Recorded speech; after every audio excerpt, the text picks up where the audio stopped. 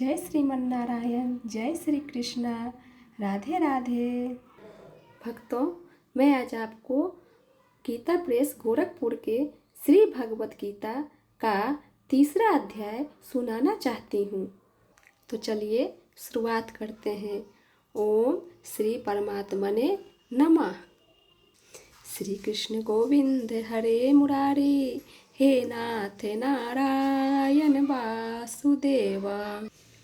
इस पर अर्जुन ने प्रश्न किया कि हे जनार्दन, यदि कर्मों की अपेक्षा ज्ञान आपके श्रेष्ठ मान है तो फिर हे केशव, मुझे भयंकर कर्म में क्यों लगाते हैं तथा आप मिले हुए से वचन से मेरी बुद्धि को मोहित सी करते हैं। इसलिए उस एक बात को निश्चय करके कहिए कि जिससे मैं कल्याण को प्राप्त होऊं।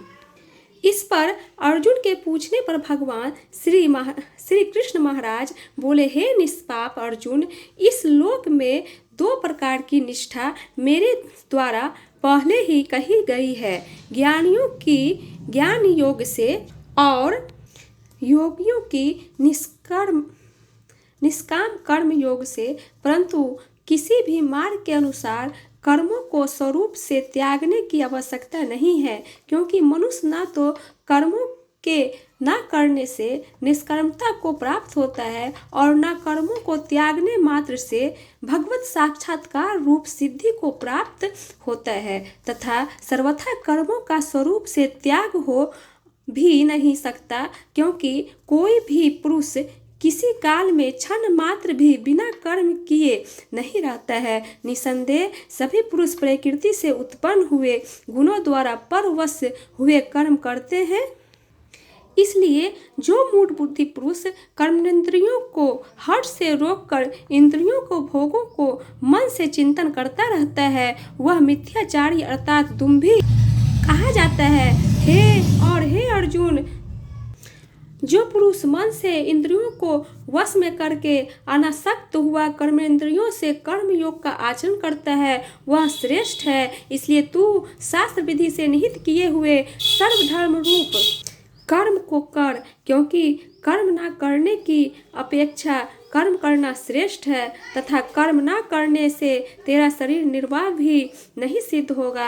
हे अर्जुन, बंधन के भय से भी कर्मों का त्याग करना योग नहीं है, क्योंकि यज्ञ अर्थात विष्णु के निर्मित किए हुए कर्म के सिवा अन्य कर्म में लगा हुआ ही यह मनुष्य कर्मों द्वारा बंधता है। इसलिए हे अर्जुन, आसक्ति से रहित हुआ उस परमेश्वर के निर्मित कर्म का भली प्रकार आचरण कर।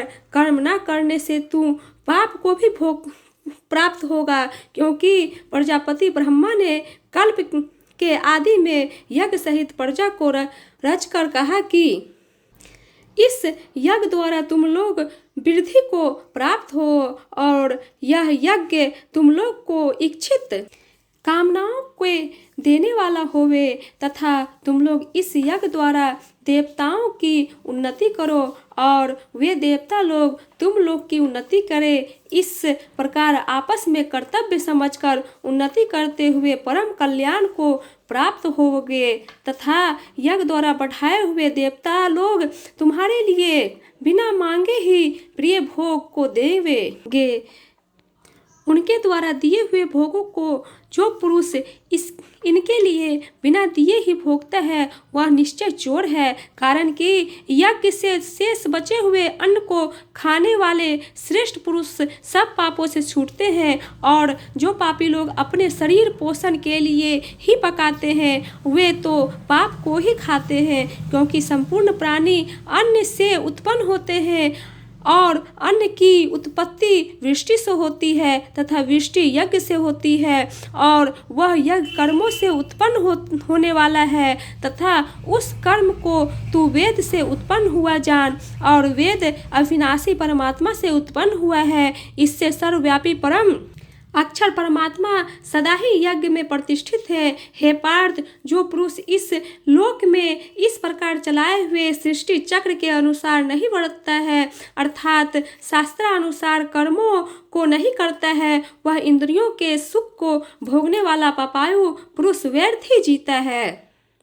परंतु जो मनुष्य आत्मा ही में प्रतिवाला और आत्मा ही में तृप्त तथा आत्मा में ही संतुष्ट होवे, उसके लिए कोई कर्तव्य नहीं है, क्योंकि इस संसार में उस पुरुष का किए जाने से भी कोई प्रयोजन नहीं है और न किए जाने से भी कोई प्रयोजन नहीं है, तथा इसका संपूर्ण भूतों में कुछ भी स्वार्थ का संबंध नहीं है, तो भी उसके द्वारा केवल लोकहितार्थ कर्म किए जाते हैं। इससे तू अनासक्त हुआ निरंतर कर्तव्य कर्म का अच्छी प्रकार आचरण कर, क्योंकि अनासक्त पुरुष कर्म करता हुआ परमात्मा को प्राप्त होता है। इस प्रकार जनकादि ज्ञानी जन भी आसक्ति रहित कर्म द्वारा ही परम सिद्धू को प्राप्त हुए हैं। इसलिए तथा लोक संग्रह को देखता हुआ भी तू कर्म करने को ही योग्य है, क्योंकि श्रेष्ठ पुरुष जो जो आचरण करता है, अन्य पुरुष भी उसके ही अनुसार बरतते हैं। वह पुरुष जो कुछ प्रमाण कर देता है, लोग भी उसी के अनुसार बरतते हैं। इसलिए हे अर्जुन, यद्यपि मुझे तीनों लोकों में कुछ भी कर्तव्य नहीं है तथा किंचित भी प्राप्त होने योग्य वस्तु अपर्याप्त नहीं है, तो भी मैं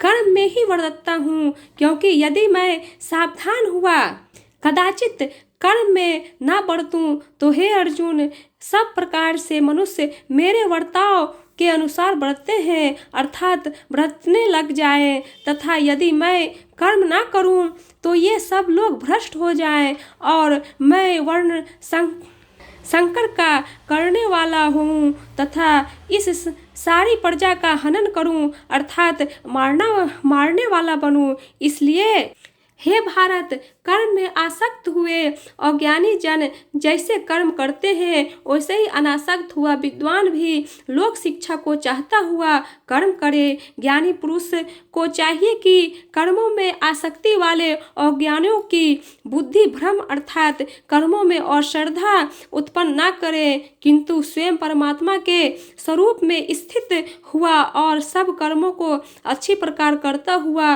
उनसे भी वैसे ही करवावे।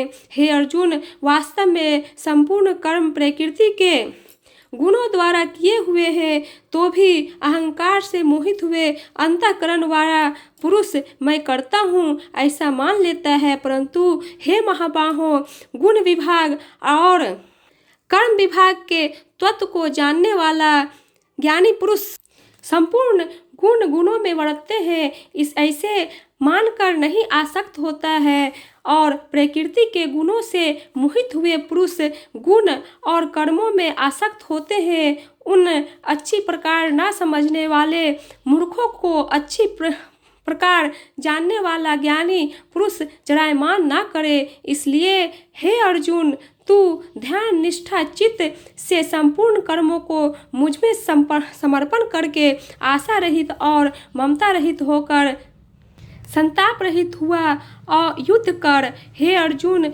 जो कोई भी मनुष्य दोष बुद्धि से रहित और श्रद्धा से युक्त हुए सदा ही मेरे इस मत के अनुसार बरतते हैं, वे पुरुष संपूर्ण कर्मों से छूट जाते हैं, और जो दोष दृष्टि वाले मूर्ख लोग इस मेरे मत के अनुसार नहीं बरतते हैं, उन संपूर्ण ज्ञानों में मोहित चित्त वालों को तू कल्याण से भ्रष्ट हुए ही जान, क्योंकि सभी प्राणी प्रकृति को प्राप्त होते हैं, अर्थात अपने स्वभाव से परवश हुए कर्म करते हैं। ज्ञानवान भी अपनी प्रकृति के अनुसार चेष्टा करता है, फिर इसमें किसी का हठ क्या करेगा। इसलिए मनुष्यों को चाहिए कि इंद्रिय के अर्थ में अर्थात सभी इंद्रियों के भोगों में स्थिर जो राग और द्वेष है, उन दोनों के वश में नहीं होवे, क्योंकि इसके वे दोनों ही कल्याण मार्ग में विघ्न करने वाले महान शत्रु हैं। इसलिए उन दोनों को जीत कर सावधान हुआ सर्वधर्म का आचरण करे, क्योंकि अच्छी प्रकार आचरण किए हुए दूसरे के धर्म से गुण रहित भी अपना धर्म अति उत्तम है।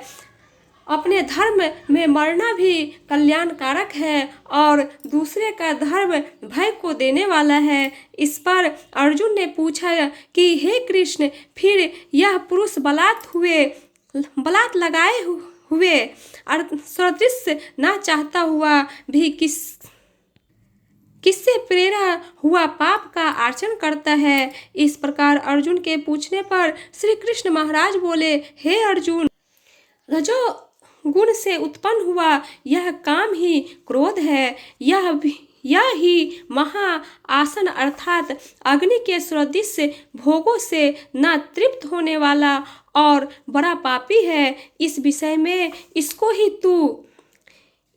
ही तू बैरी जान। जैसे धुएं से अग्नि और मल से दर्पण ढका जाता है तथा जैसे जेड़ से गर्भ ढका हुआ है, वैसे ही उस काम के द्वारा यह ज्ञान ढका हुआ है।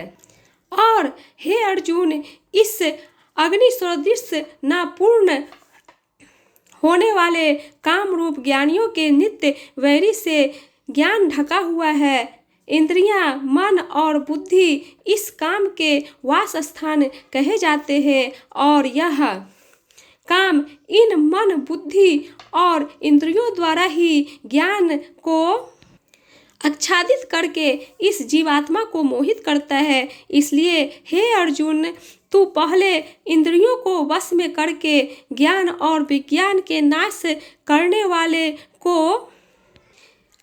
वाले इस काम पापी को निश्चय पूर्वक मार। और यदि तू समझे कि इंद्रियों को रोककर काम रूप बैरी को मारने की मेरी शक्ति नहीं है, तो तेरी यह भूल है, क्योंकि इस शरीर से तो इंद्रियों को पर श्रेष्ठ, बलवान और सूक्ष्म कहते हैं और इंद्रियों से पर मन है और मन से भी पर बुद्धि है और जो बुद्धि से भी अत्यंत पर है वह आत्मा है। इस प्रकार बुद्धि से पर अर्थात सूक्ष्म तथा सब प्रकार बलवान और श्रेष्ठ अपने आत्मा को जानकर और बुद्धि के द्वारा मन को वश में करके, हे महाबाहो, अपनी शक्ति को समझकर इस दुर्जय काम रूप शत्रु को मार। श्री कृष्ण गोविंद हरे मुरारी, हे नाथ नारायण वासुदेव। श्री कृष्ण गोविंद हरे मुरारी, हे नाथ नारायण वासुदेव। भक्तों, इसी के साथ तीसरा अध्याय समाप्त हुआ। जो भी थोड़ी मोड़ी त्रुटि है उसे आप नज़रअंदाज करके प्लीज़ हमें सपोर्ट कीजिए। राधे राधे।